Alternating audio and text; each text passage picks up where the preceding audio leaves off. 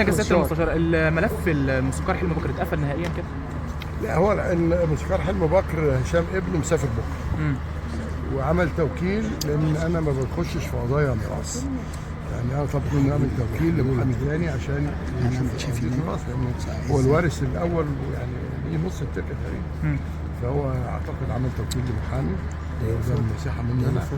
اما بقى تشريح الجثه فدي محتاجه توكيل خاص مني. التوكيل العام اللي معايا ما يسمحش ان انا اطلب تشريح الجثه. لكن وده اللي على فكره معالي النائب العام عمل بيان امبارح اكد اللي انا قلته. يا جماعه اي قضيه من فضلكم ما تبدوش تبتدوا الاتهامات قبل النيابه ما تخلص، لان القاضي ده بشر وكيل النيابه ده بشر. مظبوط. توجهوا الراي العام في اتجاه ممكن يكون الورق بيقول كلام غير كده. فمعالي المستشار النائب العام محمد بيه شوقي عمل بيان امبارح عظيم جدا جدا، وده انا بقوله.